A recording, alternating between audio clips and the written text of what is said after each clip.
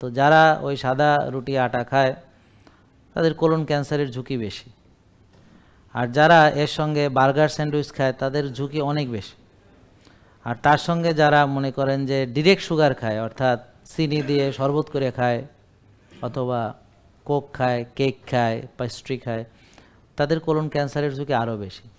আর সবচেয়ে বেশি ঝুঁকি হলো যারা ডুবানো ভাজা পোড়া বেশি খায়, যেমন ফ্রেঞ্চ ফ্রাই, পোড়া মুরগি, পোড়া গোস্ত, পোড়া কালাভুনা, মানে পেঁয়াজু, বেগুনি, হ্যাঁ, সোজা কথা মানে পুরো তেলের মধ্যে যায় পোড়ায় আনতে হবে, পোড়ায় কয়লা বানাইতে হবে। তো একটা খাবারের যে পুষ্টি সেটা ধ্বংস করার জন্য ওই খাবারটাকে আপনারা তেলের মধ্যে ডুবাইয়া এমনভাবে ভাজবেন যে ওর যেন কয়লা হয়ে যায়।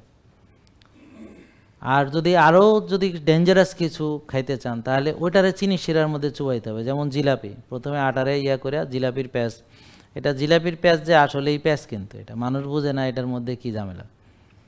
এটা যে জিলাপির প্যাঁচ যে কোন প্যাঁচ এটা মানুষ এখনও বুঝে নাই, যে এর চেয়ে নোংরা জিনিস পৃথিবীতে নাই। কারণ এটারে প্রথমে কি করছে, আলকাতরা মতো যে তেল রে পোড়াইতে অ্যাক্রিলামাইড, আলকাতরা বানাইয়া ফেলাইছে অ্যাক্রিলামাইড। এটা ভয়ঙ্কর মানে ক্ষতিকর একটা জিনিস শরীরের জন্যে। তো রিপিটেড হিটে তেল থেকে অ্যাক্রিলামাইড হয়। প্রথমে তো তেলটা হলো ধ্বংস তেল, নষ্ট তেল। সয়াবিনের চেয়ে খারাপ তেল এই পৃথিবীতে আর নেই।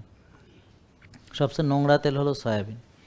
তো নোংরা তেলকে আবার বারবার পোড়াইয়া সেটাকে আরও বিষ করে অ্যাক্রিলামাইড, সেটার মধ্যে চুবাইয়া ডুবাইয়া ভাজছে হলো ওই যে সাদা আটা, যেটা হলো যে কেমিক্যাল ফার্টিলাইজার পেস্টিসাইড দিয়ে তৈরি করা হাইব্রিড প্রজাতি, সেটারে আবার চিনি শিরাতে চুবায় সে মচমচ করে খাচ্ছে।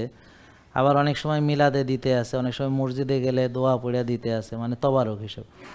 তো এমন জিনিস, সবচেয়ে নোংরা জিনিসটাই আমাদের তবারক দিতে হবে। এটা কেন দিতে হবে এটা আমি এখনও খুঁজে পাই না, কোরআন হাদিসও এই ব্যাপারে কোনো কিছু নাই।